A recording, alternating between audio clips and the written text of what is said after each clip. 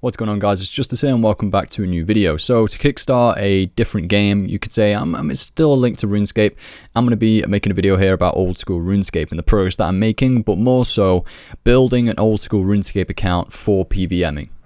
And to get straight to the point, essentially what I've been doing since sort of moving away again from RS3 is playing old school RuneScape, but also playing a lot of World of Warcraft and a bit of Overwatch as well, but mostly World of Warcraft and old school RuneScape, and sort of getting the best of both worlds there, really. But essentially, with regards to RuneScape, throughout all of the years that I've played it, I've always really enjoyed the PvM, PvE sort of side of the game. I can see myself possibly when I do get to max, for example, God, when I get to max, what the heck, as if that's going to happen, we'll see.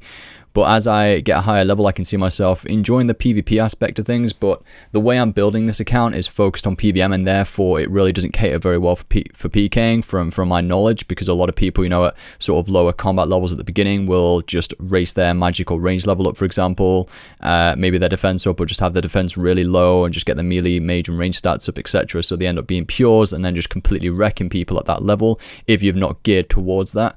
And therefore, this account is built around PvM. I'm going to walk you through essentially what I've been doing on the game.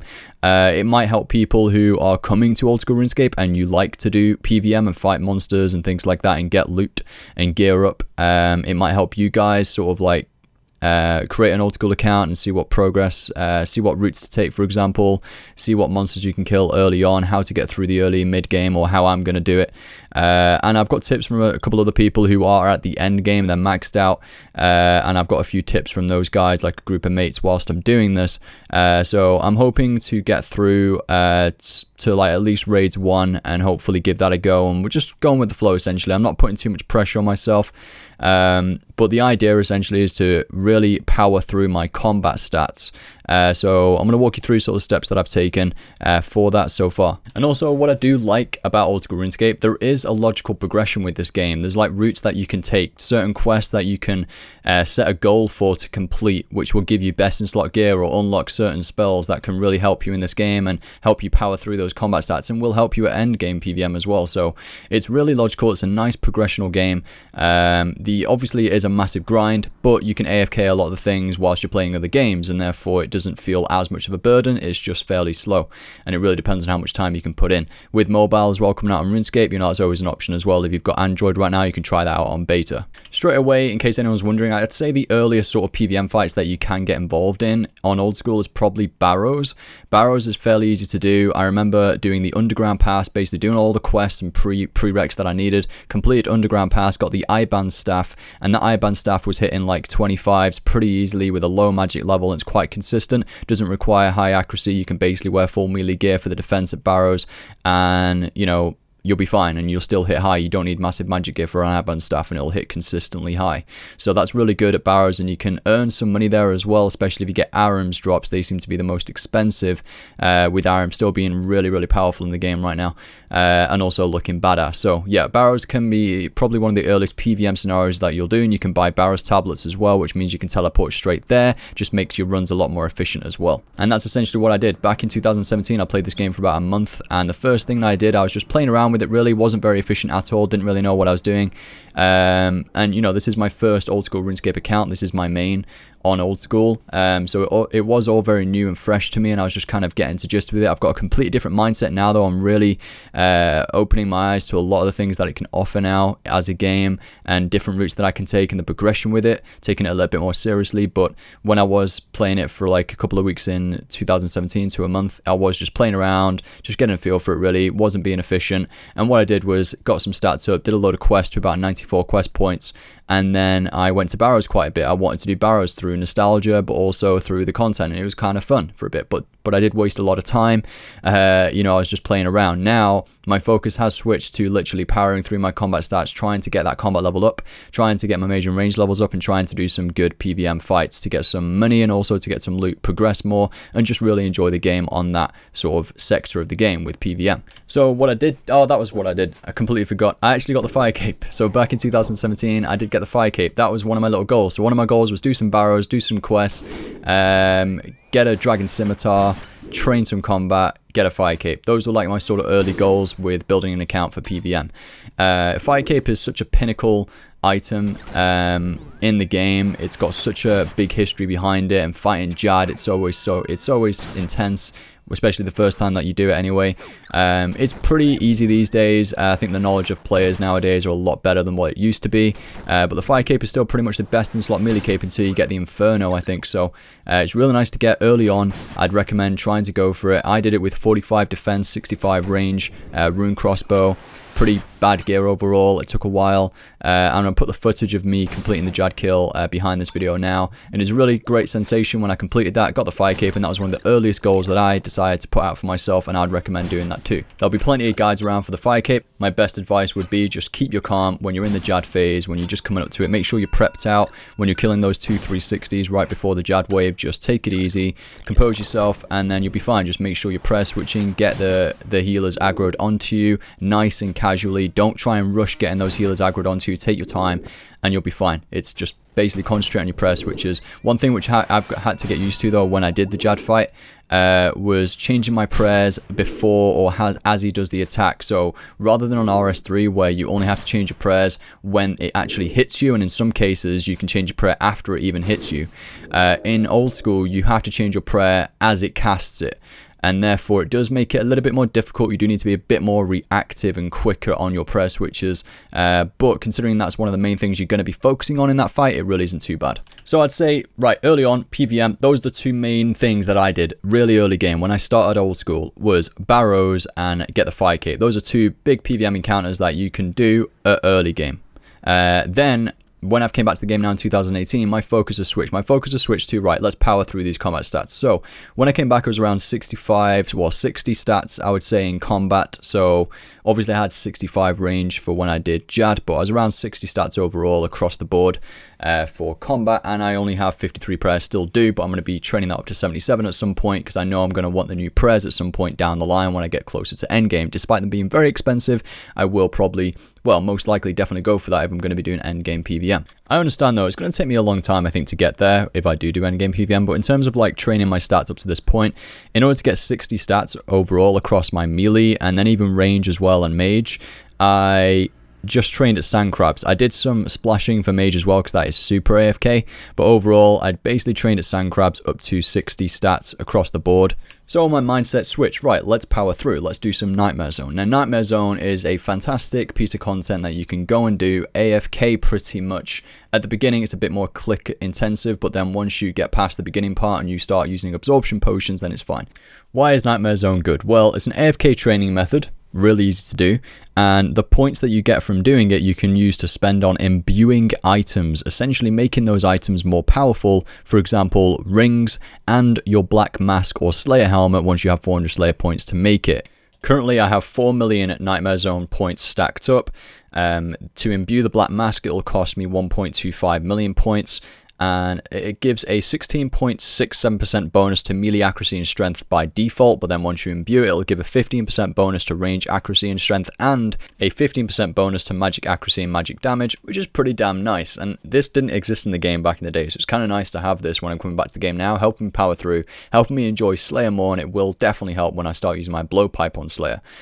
So again, all of these bonuses only apply when you're on a Slayer task. So yeah, the Nightmare Zone, you can find this in Yanil, and the bosses that I fight when I'm in there are on the screen right now. Those are the ones that are ticked green. So essentially I probably did like the bare minimum quest that was required in order to get around 5 different quest bosses, I would say, on average, but the list is there on the screen. Those are the ones that I use, and I get pretty good XP per hour against these guys. When I first started the Nightmare Zone, I just went in with a Dragon Scimitar at the beginning, and I went in with prayer potions, because that's all you have. You have 0 points at the beginning, and then once I used all my prayer pots, got some points stacked up in there, I then left, or whenever my prayer points ran out, so I wore prayer gear like monk robes or something. When my prayer ran out and I died, I went back outside, and then I decided to invest my points then into the overloads and into the absorption potions. Once you've got that set up, it's a lot more AFK. You basically... Oh, also you need to complete the quest in order to get the the Dwarven Rock Cake. That will allow you to manually reduce your health points down. The idea here is to get your health points down to 1 and try and maintain it as low as you can. Again, if you want to AFK a little bit, it doesn't really matter if it goes up to 5. You're going to last in there for a long time if you have a full inventive absorption pots, but anywhere between 1 to 5 HP, try and keep it around there. And you just basically spam click it after you use your overload. You need over 50 HP to use the overload. Once you've used it, spam click that rock cake, get your HP down to like 1 at the beginning. You can also use the rapid heal prayer, and that'll reset the HP tracker, so or the HP generator. I don't know what you call it really. It cycles through and charges up your HP after so long. If you hit the rapid heal, it'll reset that charge of your HP, so you'll be able to maintain a low HP, but that's more click intensive. Wouldn't worry about that if you want to AFK. So yeah, that's kind of what I did really. And the setup that I used, which I found was the best in slot for training strength early game to mid game, is a full obsidian armor with a berserker necklace and the obby weapon. That gives you a 10% strength boost, which is really nice. So when you wear the obby helmet, chest plate, and plate legs, that'll give you a 10% strength boost if you're using an obby weapon. Gear setup on screen, and I'm using it in the nightmare zone. Berserker necklace is about 3 mil. The full obby setup is about roughly 2 mil or so, 2 to 3 mil, and then I was using a berserker ring, which was also like 2.5 to 3 mil, so it's not cheap. I understand that I had the luxury of, I transferred some gold over from RS3, any excess gold that I had there, I'll go into that later, and so I could just spend it. I've only spent like 10 million so far up to this point with my current account, which is currently 96 combat, and that's literally on that setup, which I can then sell if I want to. I don't really know how I'd make money at early game personally. I'm not knowledgeable about that at early game. I would say if I didn't have anything at all, I probably would have done Barrows and just grinded out Barrows a little bit to get the obsidian setup. That's probably what I would have done. But yeah, I'm new to this game. If there are any sort of money makers that you guys know at really early game, combat related, if possible, it doesn't have to be, it could be skilling, then comment down below. I'm sure that'll help a lot of people out, and could be a good little progression there to get and unlock that obsidian setup. So yeah, I used obsidian armor for strength, defense, and attack training, although I realized when I got around 70 plus stats, 75 plus stats, I realized actually the Abyssal Whip is better XP per hour for training pure attack or pure defense. So I focused on my strength first, got that up to 80, then I switched to using the Abyssal Whip for the attack and defense. The Abyssal Whip cost me about 3 million GP. I don't have any strength gear to combo with the whip as of yet, and it isn't a big deal really when you're just AFK training anyway. I can't see myself grinding out for a fighter torso from Barbarian Assault, but that is a free option to get a top with strength bonus for a melee setup. I personally can see myself skipping this part out, keeping the mentality of powering through, and I'm probably going to go straight for Void. And by the way, that's why I've got a target right now. I've gone for 100 combat so I can get in that higher level boat and get more points per hour to get Void quicker. I know Void is very useful in the game for PvM. I might go for fighter torso gradually though, just to have it there as a freer or cheaper option. But if I want pure defense, I'll just wear Barrows, and then I do have the option of maybe grinding out and going for Bandos armor instead, and I could use some of the funds for that. So then I decided, okay, I want to improve my setup here for Nightmare Zone. So I decided to go for a Dragon Defender, which is best in slot for a long time in the game, up until Theatre of Blood actually raids 2, where now it drops an Avernic hilt or something. I'm not sure how, not looked at it in great depth, like I said, I'm not endgame, but there's an attachment now that you can attach to the Dragon Defender, and it makes it the best in slot offhand strength weapon in the game, and I think pretty certain it improves your accuracy as well. So overall, pretty damn amazing. But up until that point, Dragon Defender is going to be your best bet. So I decided, right, let's go and get this Dragon Defender. You want to go and do this in the Warriors Guild. So I used Mithril armor set, put it into the machine, trained up with that. It's the most efficient. It just makes sense to do that. You can kill it a little bit quicker. It's the most efficient to use to stack up those tokens. I decided to put a milestone or a goal of obtaining 1.5 thousand tokens, and I thought that would be enough. How I was so wrong with that estimate. 1.5k, I think I was really unlucky. So I got all of those tokens from killing the mithril guards that I created in the machine. I then went upstairs to kill the Cyclops, and you should, I think, on average, should be able to get a Dragon Defender within about 1.5 thousand tokens.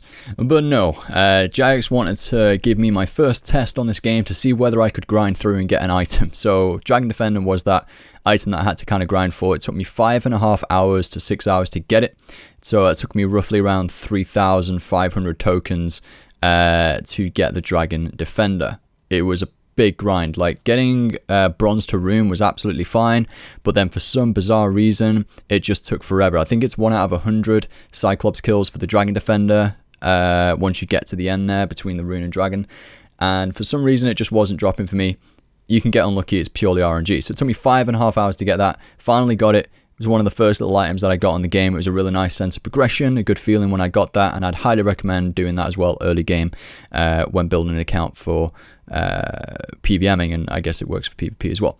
My next step after that was to transfer some gold over in order to get these better setups, like the full obsidian and different things. So I decided to transfer some gold over from RS3.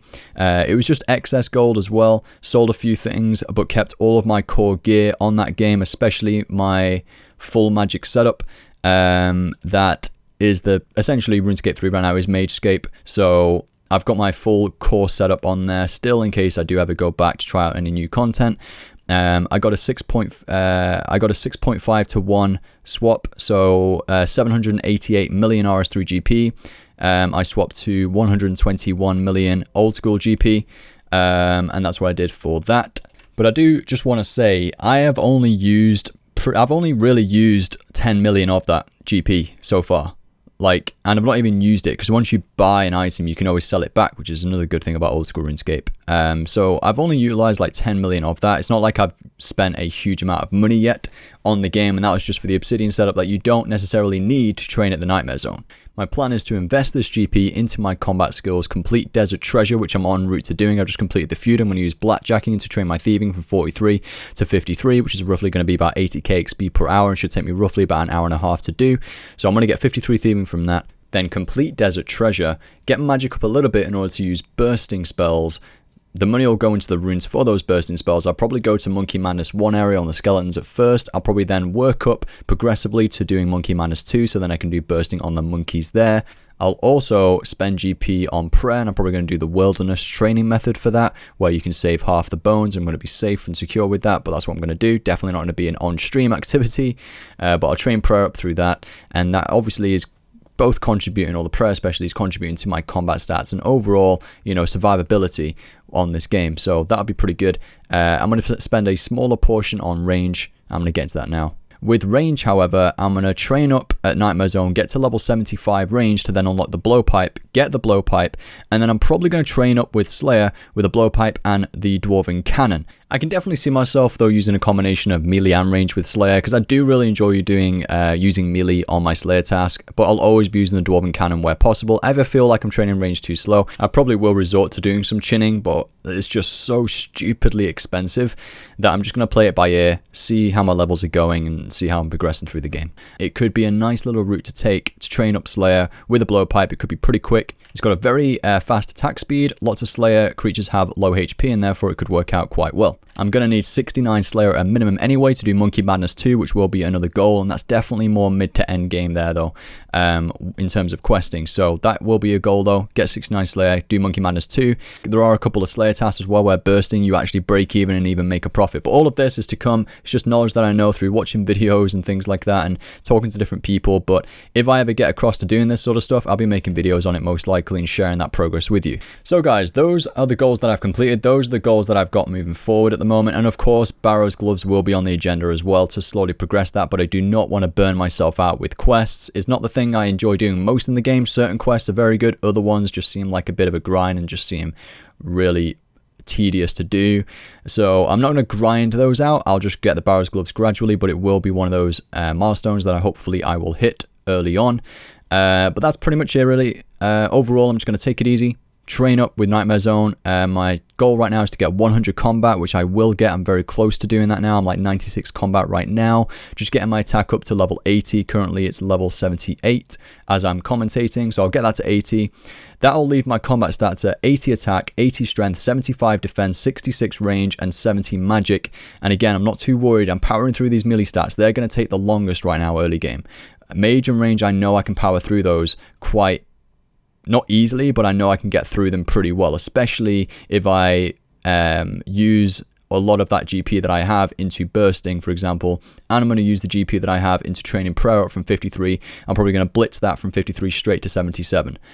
So overall, I'm definitely going to surpass 100 combat fairly soon, I would say, definitely within the week, and I'll update you guys probably with that. If you enjoyed this video, we'll just see how it goes. No promises with carrying on this series or anything. It's literally just an idea right now, and we'll see if I keep enjoying the game, progressing through the game. Battle for Azeroth is coming out on World of Warcraft in a month, so I will be playing that a lot, but that does open up the opportunity to keep on AFKing on Old School and keep getting my combat stats up. So thank you very much, guys, for listening to today's video. 19 minutes. Hopefully you guys enjoyed it. It wasn't very structured, I get that. It was kind of just free flow. Let's just make a video and try and explain the progress that I'm making. I am building an account on Old School for PvM, hopefully getting to end game as soon as possible. But again, taking it easy, trying not to, no pressure here, just training up. It is a grind, this game. So yeah, just having fun with it, really. It's definitely a good game to play. And yeah, it's more literally just the sense of progression that I'm liking out of this game right now. So, and I know there's some good things to come. If I can get through this, a lot of my mates are saying, dude, if you push through this early game, you're going to enjoy what is on the other side. So, yep, seeing if I can get through it. And thank you guys for watching. And please do leave comments on this video. Talk about your Old School RuneScape account. What did you do early game? How did you train? What focuses did you have in terms of goals for building an account for PvMing? I know there's probably a lot of you guys listening right now who maybe played RS3, who maybe switched to Old School, I don't know, maybe trained their account up, maybe you do PvMing on Old School. This channel is very built around that sort of stuff, so I'm sure there's a lot of you out there who maybe play Old School, or if not, just comment down below your thoughts on this video, progress that I've made, and maybe persuading me to keep going with this and getting through this early game, because like I said, it is a bit of a grind. Thank you very much, guys, for watching. Give it a like if you enjoyed the video, dislike if you didn't, and subscribe for future content. Thank you very much, and I'll see you guys in the next one.